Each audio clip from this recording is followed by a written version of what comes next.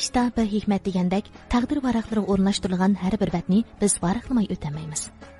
Dal shuningga o'xshash, uningga asli mansub bo'lgan shu baxt to'liq kechikib keldi.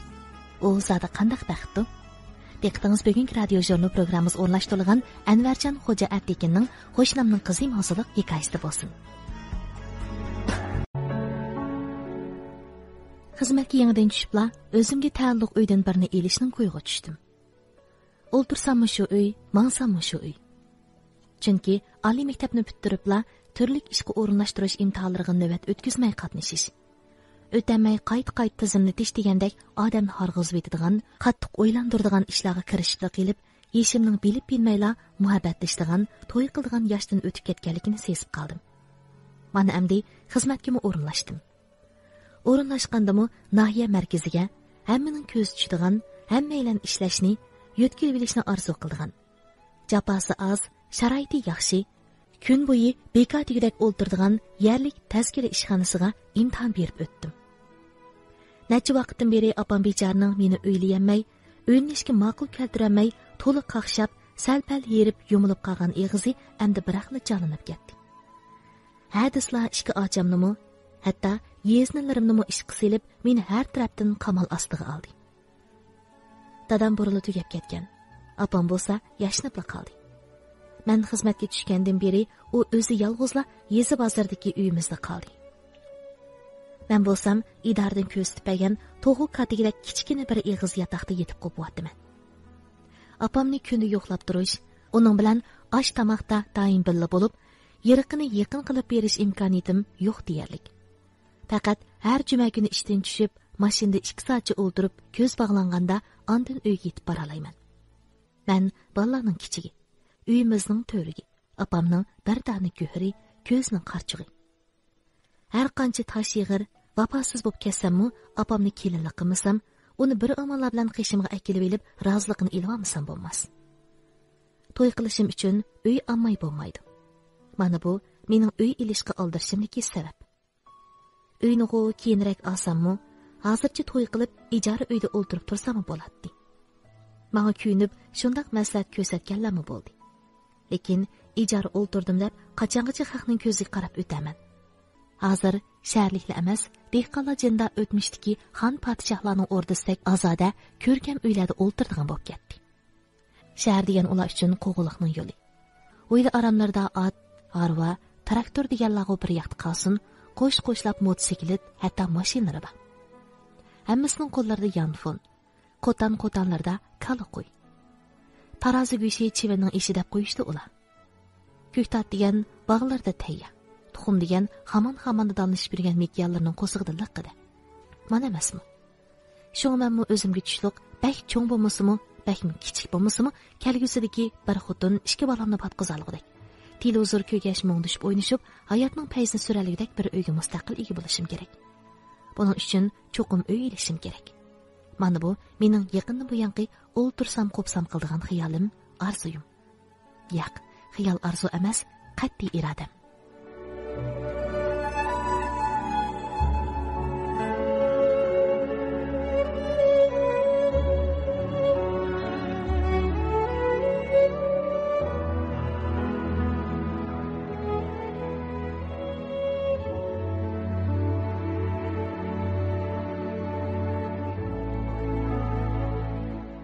Ölüşkün bir ishxondagi pensiyaga chiqish oldi turgan Qodir akam bu irodamni bilib, "Ukam, to'g'ri o'ylabsan. Uying bo'lsa, hamma nimang bo'ladi. Xotiningmi bo'ladi, bolangmi bo'ladi. Uy yo'qning jini yo'q. Avval bir uyga tizimlat. Ondan qizlarning ichidan chekib turib tanla. Uninggacha uyingning ochqichini qo'lingga olasan", dedi. To'g'ri. Gap bo'la mushinchilik bo'la. Avval uy ko'mamdim. Xizmatga tushishimga tashkildan tarbiyalash vaqtinglarmi stajinglarga tava. Mana 3 oylik ish yaqinlar deb 10 milliondek pulni berdi. Uni elib eg'izim qulqimga yetkicha xo'sh bo'lib tursam, ish haqi qo'sh to'xtab, yana 10 milliondan ortiqroq pulni ish haqi kartamga biraqli urib berdi. Osmondan poskal yog'di degan shu-da. Bu pulni ko'tarib berib, oldin to'laydigan qismiga to'lasam, qag'inni ish haqimdan bank qarzi bejirsam, uy olamay qolatdimmi? Apam beshini o'chaqat kelna vaq. Dadamning napiq pulni shu bitta bankka qo'yib qo'ydik. Uni ozdab ozgina pensiya puldimi oyma oy yig'iyotidi. Bular kim uchun? Albatta men uchun. Mening to'yim uchun. Ko'nala paltang bo'lsa o'tinkanmi, o'g'ling bo'lsa xotinkanmi deb ekan. 30 yosh kiray degan bo'lsam nima bo'pti? Avval bir uy olay. Xotin degan to'la. Jahon deganda erga tegamay oypatdan bo'lib qolgan qizlar ko'rmang albatta. Men shunda xiyollar bilan kunda ko'nglimni ovundirib yurayman. Kunda ishdan tushimanda tushlik orom bo'lamdi, kech bo'lamdi, tamog'imni yeb bo'libla qaysi o'ltiraq rayon idoramga yaqinroq bo'lsa, qaysi o'ltiraq binosi silinib bo'lgan yoki silinayotgan bo'lsa, erinmay berib ko'rib kelaman. Hozir menga kunda necha 10 telefon keladi. Hammasi o'ltiraq rayon silayotgan shirkatlarning. Hamma telefonni qizlarga beradi. Ovozning tatliqligi akilashtiruvchi texi. Kim biladi, texshilarning orasidagi oliy maktabni bitirib, vaqtliq ishlayotgan bir dunyo gizli bilan to'y qilib qolamdim texi. Qizlarni xiyol qilishim bilan tangla butun badnimga o't tutashgandek bo'ladi. Asta o'rnimdan turib, issiqni bahona qilib ishni qiya ochgan bo'ldimda, atigan ishga tushgandan beri texi bosh ko'tarmay bir nima bilan yezib o'ltirgan Qodir akamga yer ostidan qarab qo'ydim. Tova, qarisi o'zi satli bir odam. Ot yuz, danqan kalla, yunmagan ko'takdek qo'pol. Lekin ajab chiroyli qizi bagina. Shu o'y kallamga kelishi bilanla o'zimni bulutlar orasida laylab yurgandek his qildim. U qizni men texi 2 kun burunla navbatchixona oldida ko'rgan edim. Shu kuni kechilik navbatchilik Qodir akam bilan ishimizga kelgan edi. Qarang'i tushdan burun biz navbatchixona oldida paranglashib o'ltiratdik. Ushtumtut paridek chiroyli, zillag'ini bir qiz qizil ranglik apchiligini tomoqqa achisini tutgan beti oldimizda paydo bo'lib qoldi. Osmondan tushdimi, yerdan undimi, gap bilan bo'lib ketib diqqat qilmay qoldim. Lekin uni ko'rib, shu hamon dong etib turib qoldim. Qodir akammi chaynab davatgan gaplarni joyida yig'ishtirib, o'rnidan to'pda qonqib turib ketdi. Va qizning qo'lidagi tomoqqa achisini avaylab qo'liga oldi. Qiz o'shiqchi bir nima demadi. Bana lappida bir qardida Qodir akamga tatliqini jilmayib qo'yib, yaga baqqinicha yana shundoq larzon yo'rg'ilab uzab ketdi. Qizingiz o'xshamamdi? So'rdim men amdili o'rniga berib o'ltirgan Qodir akamdan. Ha. Qodir akam shundoq deginicha tomoq qachisining eg'izini echib edi. Vah, ustida penni ko'ki laylab turgan quyuq suyuqi joyida. To'lim o'xshagan cho'churning mezlik purqi burnimga ko'pida urildi. Bayqarsam tamshilib etibdi ekan. Cho'churiga amroqligimni bilib, apsi kaynimdan avatibdi. Kelafkam, tamoqqa baqayli. Qodir akam shundoq deginicha o'zi avval tutish qilib ketdi. Men qizning qo'li tekkan, o'xshaganligi bilinib turgan oshdan shunchalik ishkim kelgan bo'lsa-mu, Qodir akamning osh bo'rdak eg'izni iqiyotgan shalisi qarab, darhol tuz qilib qo'yib, navbatchixonaga kirib, televizor kanalini yo'tkashga boshladim. Pah, ajab chiroyli qizi bakina. Ismi nim bo'g'itdi. Qo'limda tizginak, ko'zim televizor ekranida. Lekin xiyolim osh qizdilar. Tex shu kechsizlar tushimga kirib qolgani qiziq. Tova, men qizlarni tushab baxmag'in ekan. Dadasi bilan birga uxlab, qizni tushab ketganlarimni nemiday? O'ylasamni qiziq.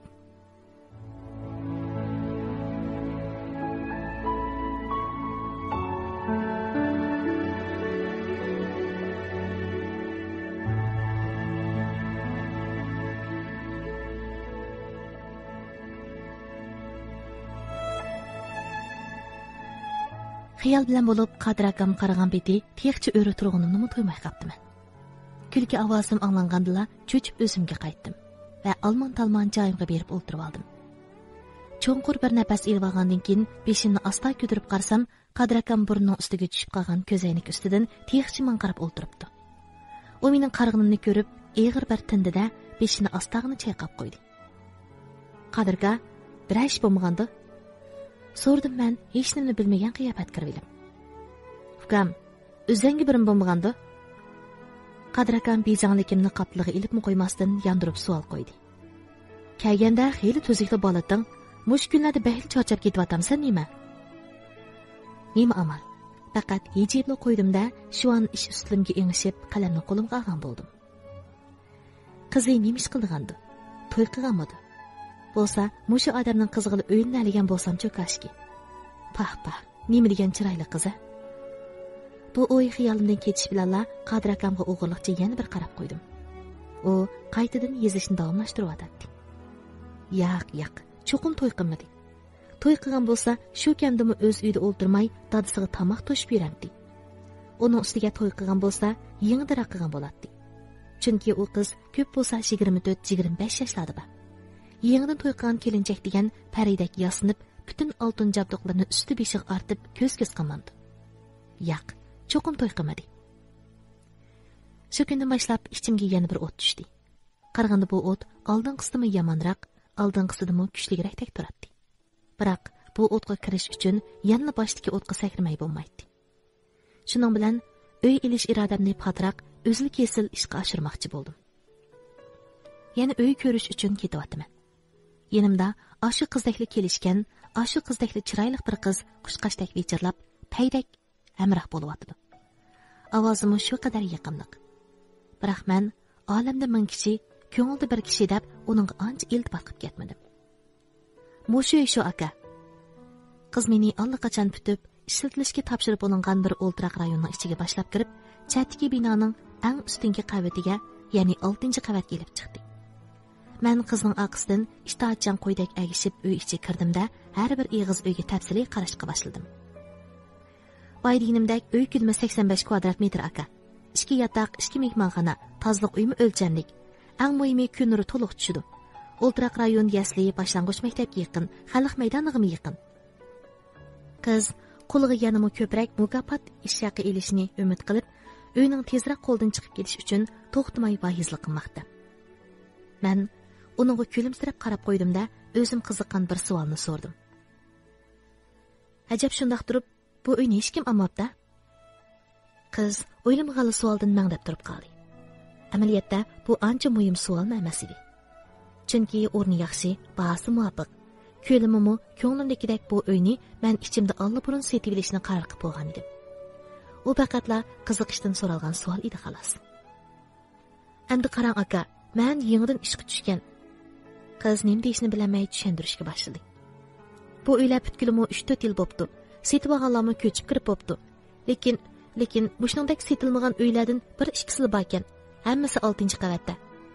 Aslida u 6-qavat bilan 1-qavat hammadan avval setilib bo'ladi. Biroq o'zingizmi ko'rdingiz. Bu bino yo'lning bo'yida bo'lg'ashqa 1-qavatning hammasi do'kon uylar. Faqat mush uylarla qopdi. Boshqasi setilib bo'pti. Qiz o'zini qoyil qilolmaydigan so'zlar bilan meni bu uyni setib olishga qiziqtirmoqchi bo'layotdi. Men uningga qarab kulib qo'ydimda kesib aytdim. Bo'ldi singlim, bu uyni men oldim. Qiz qilayotgan so'zdan to'xtab, menga lapida qaradi.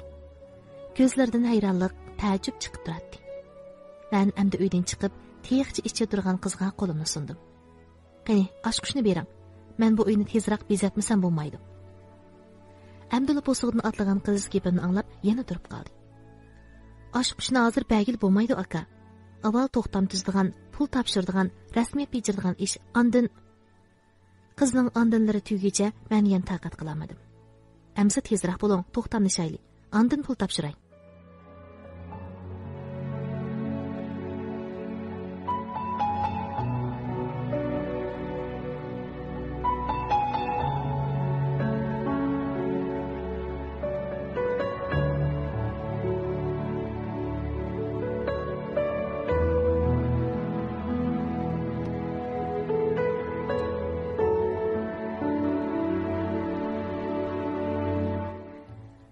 Bir ay bo'ldi deganda uyning oshquchini qo'limga oldim. Uninggacha shirkat bilan idora orlig'ida talay qitim qatirdim. Talay qitim zakonlashdim. Oldin to'laydigan pulni to'ladim. To'xtamni imzoladim. Yana texi oshqush puli, axlat puli da'vogan bir talay pullarni to'ladim.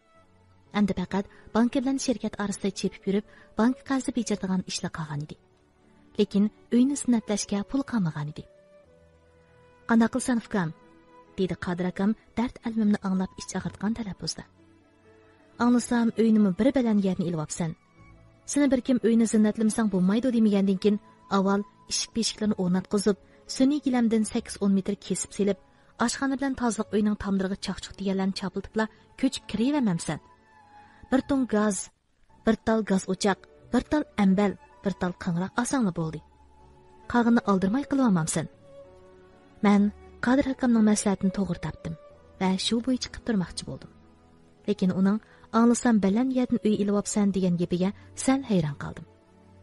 Chunki men ta hozirgacha xizmatdoshlarimga og'in uyimning qayerligini deb baqmagan. Davron qilib yurishni ortiqcha ish deb qarab kelgan edim. Uyimning baland yerligini kimdan oldingiz Qadirka? So'rdi men uning gapni qaysi quloq molasidan anglaganligiga qiziqib. Singlimning uyimi shu yerda aka. Xo'shnubsan emasmi? Qadir akam shundoq debla gap tugidi. Endi ishingni qil degandek oldidagi qog'oz to'z ichiga bosh cho'kirdi. Shundoq qilib uygimga ko'chib kirib oldim. Biroq opamga kelganda faqatla qoyil qilamadim. Nima u bolam? Dedi opam shuncha qo'shlig'im bilan akaginimga qarmay yuzimdan yuzimga. Hojatxonasidan tortib oshxonasigacha uyning ichida bo'g'ini demagandimi, bu egiz uyingga men chiqib bo'lamg'idekman. Qarmamsan, hozirmi aran chiqib o'pkam qiqilib ketdi. Shu chaqda men cho'ng bir xatolikqa yo'l qo'yganligimni bilib yetdim. Puli muvofiq o'rni yaxshi uy olaman deb opamni o'ylamaganimni. Uning yeshi, salomatlik ahvoli, keyingi tasodifiy ham muqarrar ishlar haqida bosh qotirmaganligimni his qilib yetdim. Uyning nimishqa men og'uchi setilmaganligining sababini bildim. Biroq endi nimali bo'lmasin kechikkan edim. Ya uyni yondirib atkili yoki ham sotila birasi bilan ustak berib bo'lsa-mu tegishib og'ili. Va yoki opamni zo'lab akilib olib, qushqashni qafasga solgandek solab qo'yganim bo'lmaydi. Shuning bilan shuncha arzulab olgan uyimga o'zimni ko'ngilsiz bo'lib qoldim. Faqat atigini chiqatdim, kechdi kiratdim. Ba'zi kunlar hatto burunqi yotig'imda qo'nib qolatdim. Qo'nib qolgan ashu kechlari kech-kechlab navbat chiqanda televizor ko'rib, qarta o'ynab, tongning birdamda etib ketganligini sezmayli qolatdim. Shunday qilib, yoki bir qiz bilan yurib bo'lamadim, yoki opamni qishimga akilib olib, holdan xabarmi olamadim. Halbuki opam tiyiqchilar mening g'imam deydi.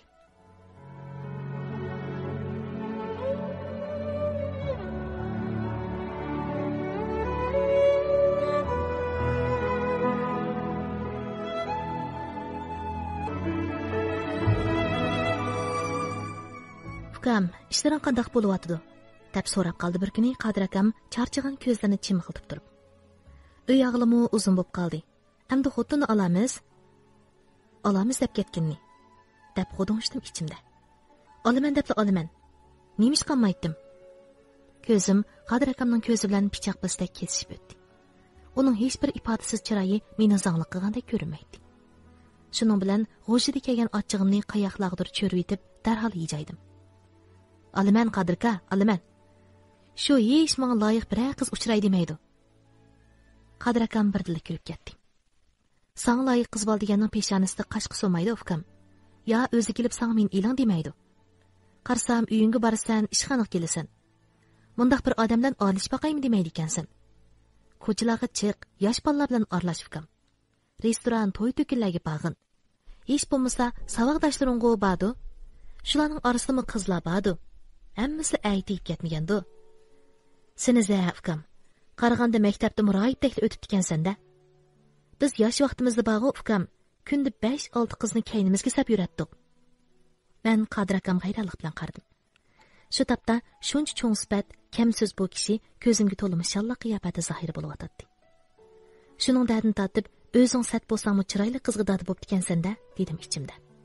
Lekin chiroyimga chiqirib qo'ymaslikka tirishib, uning ehtiyot bilan qaradim. Harasuka, sen pat-pat turli yig'inlar qatnashib qolasan-ku, dedi Qadir akam kulkidan yosh chiqib ketgan ko'zlarini surtgach, o'rindiqning yo'lanchiga yo'nib. Kelgandan beri heli bu yig'inlarga berib turyapsan. Ash yig'inlarda bag'u sana o'xshash yuvosh, erkak chivanga pesh tegmagan qizlardan uchrab qoladi. Birasi nishonlaysanda asta yiniq berib gapga solasan, telefon nomerini so'raysan.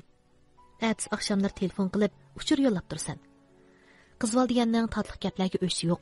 Bara-bara sen bilan birga tamoq yemisi gildan o'tmaydigan. Sen bilan birga yo'lmaqmasa, ko'ngli yerim bo'ldigan bo'lib qoldi. Hap balli, shunda qipaqa, yil o'tmayla uylanmaganingni men bir ko'ray. Qadir akam xuddi men atli to'y qildigandek.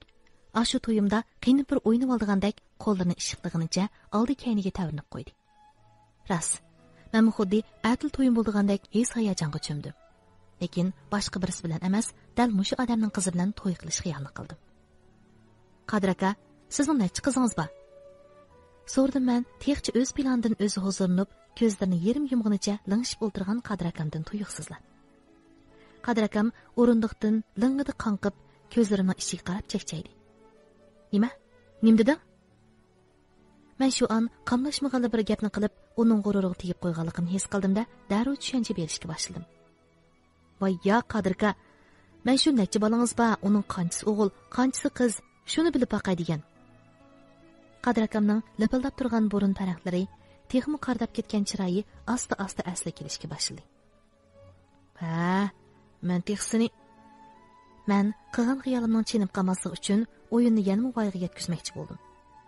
O'tganda bir qizingiz sizga cho'chira kelgan emasmi Qadir aka? Ikkimiz birga navbatchilik turgan kun deyman. Ismi nima edi? Shu. Qarsam sizga toza o'xshamaydi ekan to'q. O'lishgimi toksikiltingizning kayinda yana bir qizni ko'rdim. Qarsam sizga bakli o'xshaydi ekan. Shuni so'rishim. Men Qadir akamning doim toksiklik minib yuradigan odatini tutib qilib, yana bir qizni o'ydirib chiqadimda, astila uning ko'zining ichiga tikildim.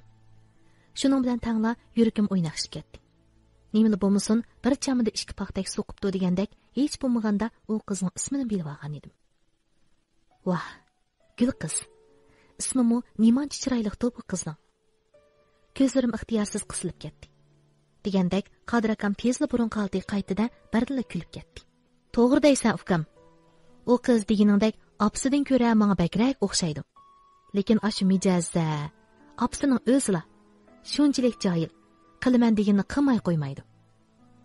Ko'rama ishni. Rostila ikki qizi bor ekanda.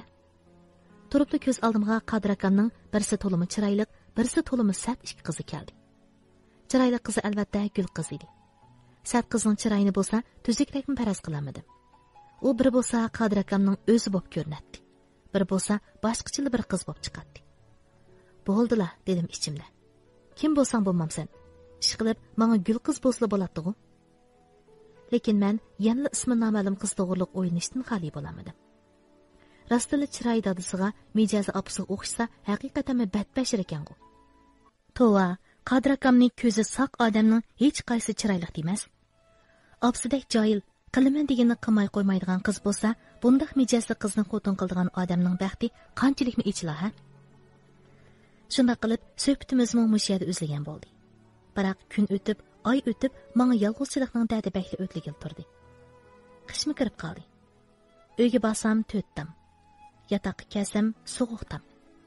Qandaqla bo'lmasin, amdi kunda kirsamla issiq turadigan, av ko'nrab ketgan, chashqan kitilab turadigan yatag'imdan o'ptalli farqindigan o'z uyimda yetib qopmasam bo'lmaydiganda qiladi. Shunda qilib, men amdi kunda o'z uyimga berib, shu yerdan ishga keldigan bo'ldim.